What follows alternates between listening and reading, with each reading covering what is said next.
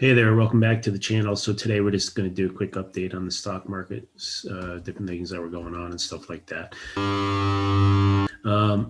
Yeah, so let's see. Let's go and check that out.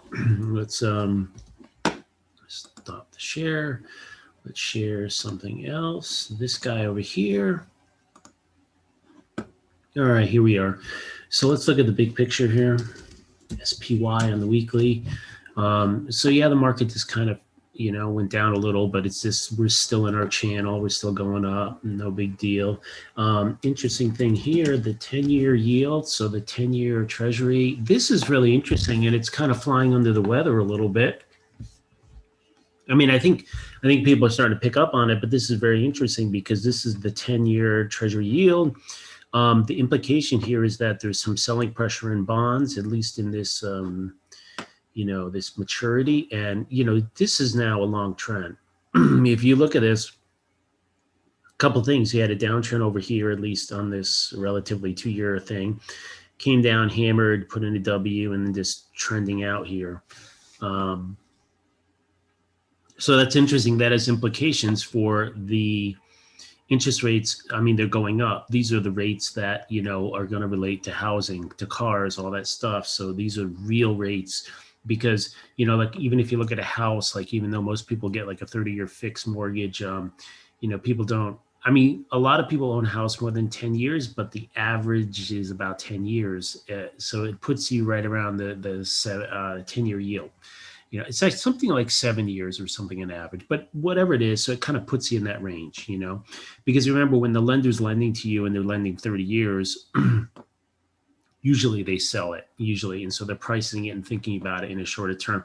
So that's kind of an interesting thing here.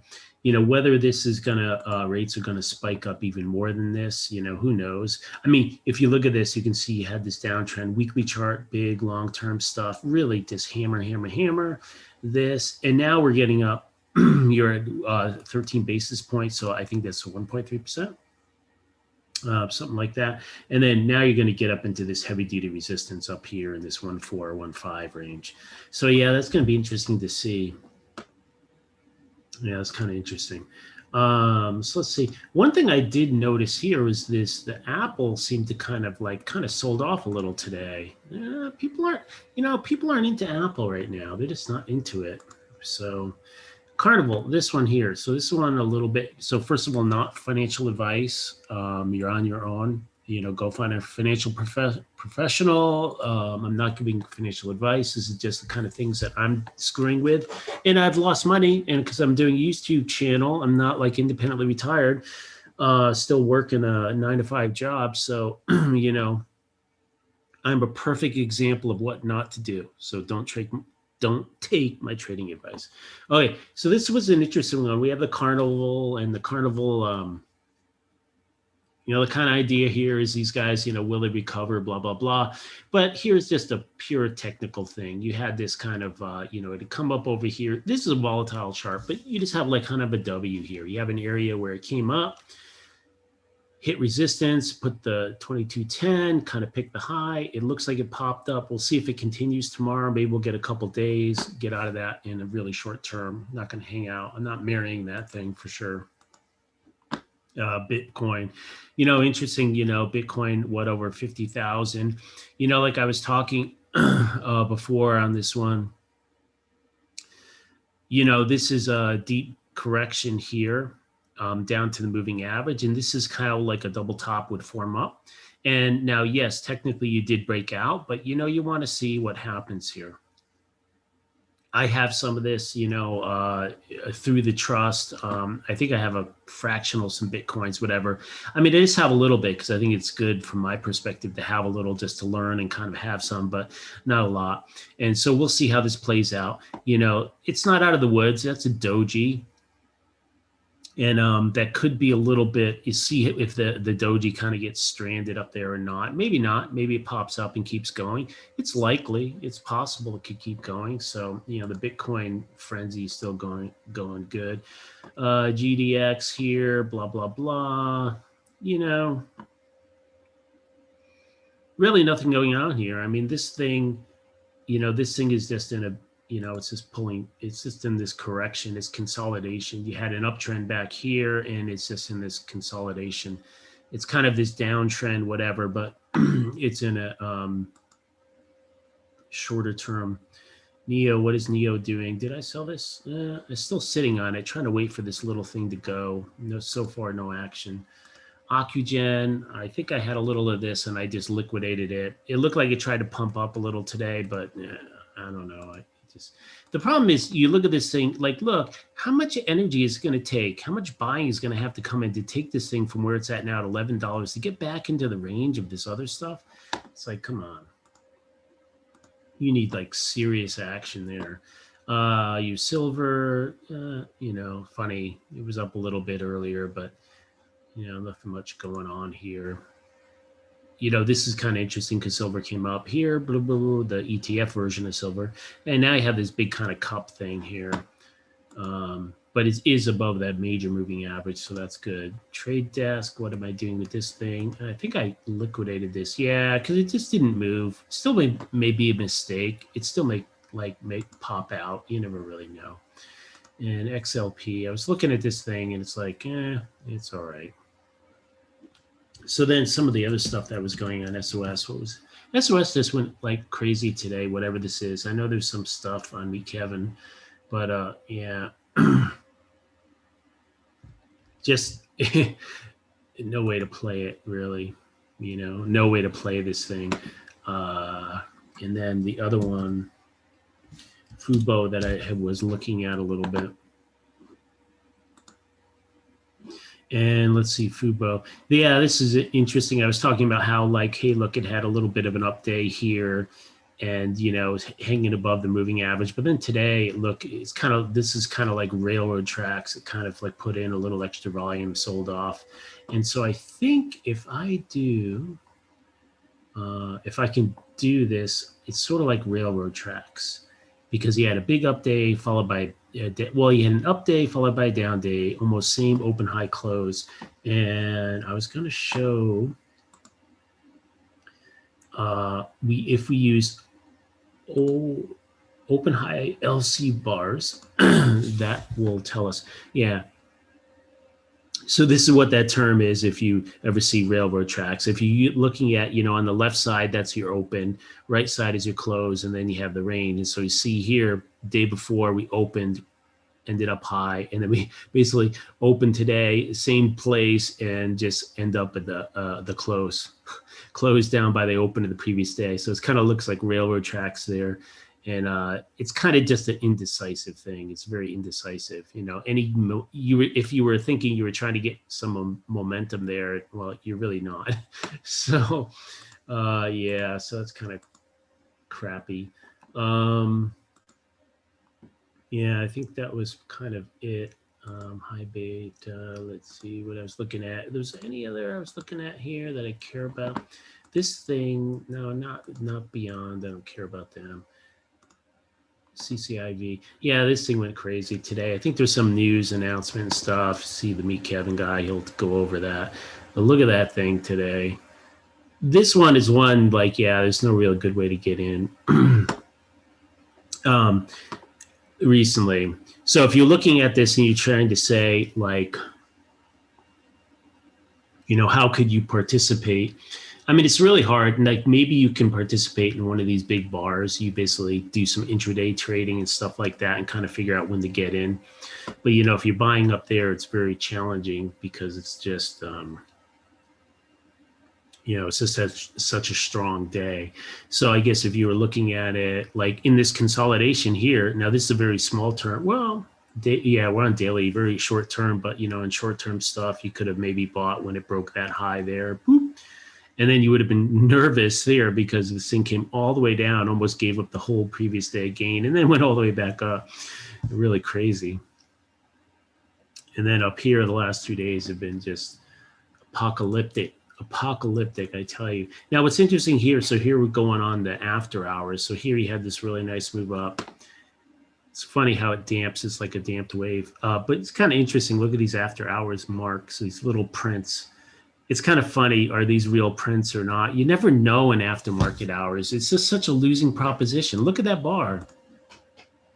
I mean, this bar is showing an open, below like most of the trading range, except for that little part down there. So, it's really dangerous, these after hour and pre-hour, really dangerous. You have to do the limit orders, all that. And I know like my broker doesn't let you do anything but limit orders. Maybe all the brokers do that, but it's just a mess. And this is people getting screwed, I think. If you look at these three bars here, 1, 2, 3, if there was actual trades down there and someone's like, oh, they're screwing around in after hours and they're like, oh, I'm going to sell. And someone actually was able to buy those shares down here at 37, whatever. And then like literally a minute later, be able to sell it up here at 50. It's like, it's just crazy, right? So that's why those things, it's kind of like not much point, not much point in that. So yeah, so I think that's it for the stock market update. And we're gonna share this guy here. Share that guy. Okay, we're sharing. Okay, good. Yeah, so here we are. Where the heck am I? Oh yeah, I'm over here. So yeah.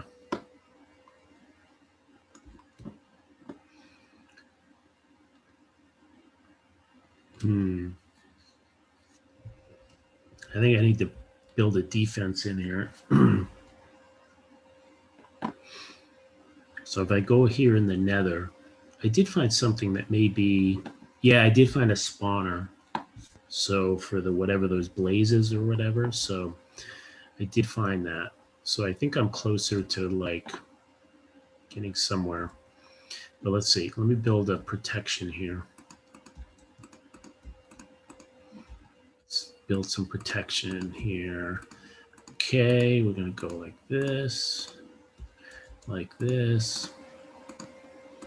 Yeah, I was looking at, thinking about the stock market a little today. I'm just like, gosh, I just, it's funny. It's just like I have, I have some hedged, hedged a little bit with things to, just in case. But, otherwise I'm pretty much just long and strong. And it's like, don't like being in that position because I've been through it so many times where you're like, oh yeah, it turns into a disaster. Just, so makes me nervous. That's for sure.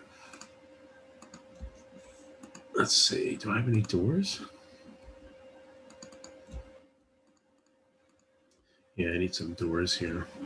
I think I can do like that. Okay, I'm just trying to build some protection here. And let's see, I need 2 doors. Let's see. Okay.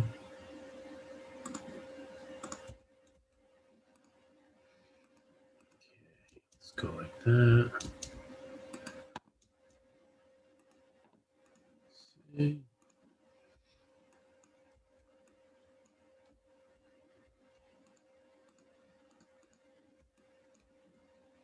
Try to do this. All right.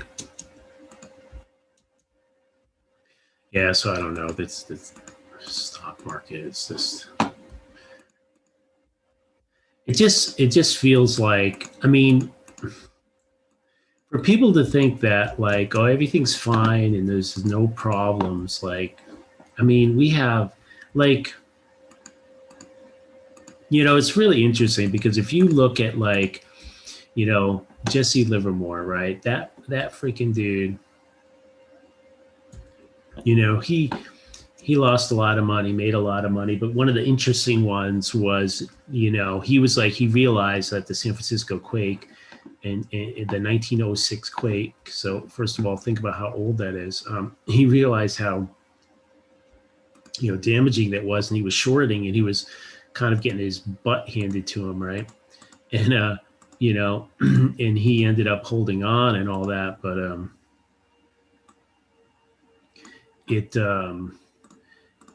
because it took the market a while to realize, what was going on, how bad the damage was and everything. And so I just, if I look at comparing to, If I just look at the economy and the situation we're in now, especially with the most critical is really the number of people not paying rent. I mean, we can't put that back in. How do we repair that situation where people just aren't paying rent? I mean, how do you repair that situation? I mean, I don't think you can.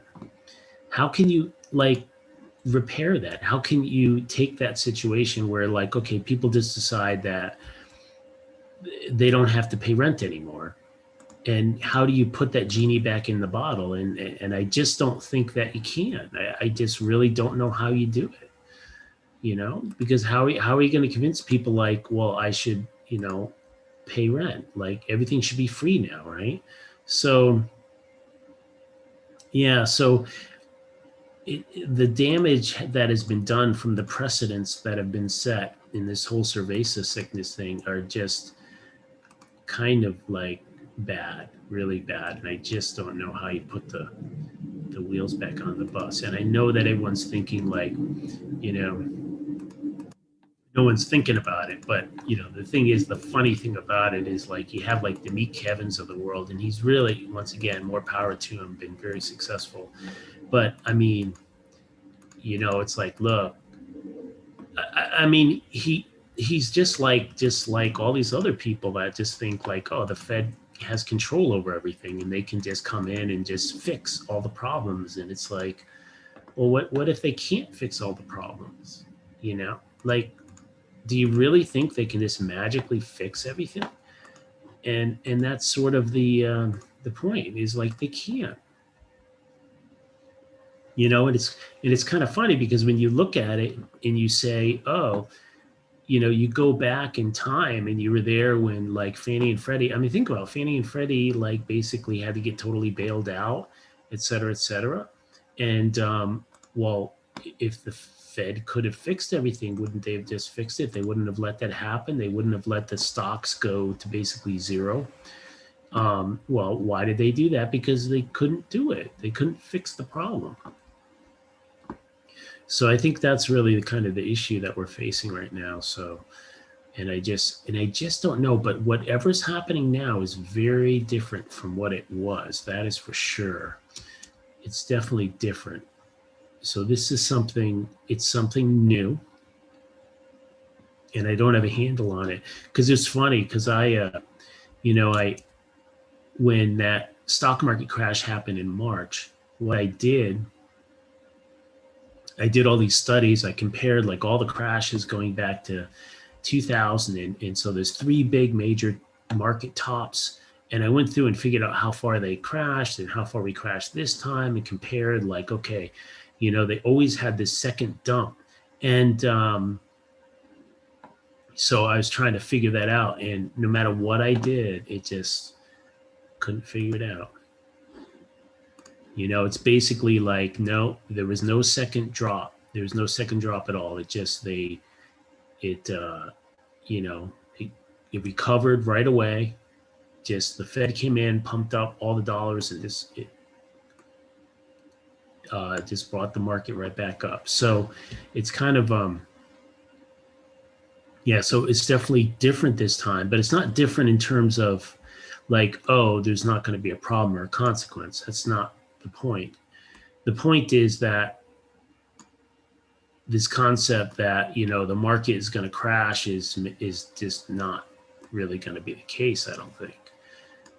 So I don't know exactly how it plays out, and that's what I can't figure out. So basically, I'm just well, I'm just long and strong. There's nothing else I can really do, right?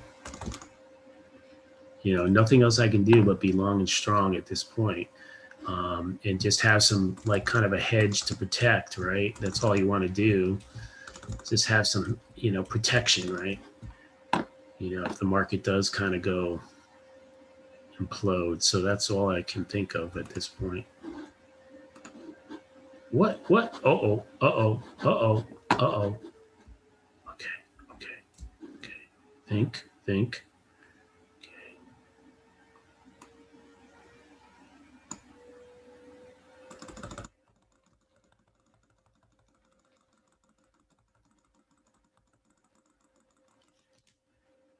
Okay, I'm gonna have to. I'm gonna die. Dang it, man! I don't know how to deal with these guys. How did they spawn inside my world, inside my little protection here? Darn it! That's not cool. All right. Well, I think that's it for this one. Later.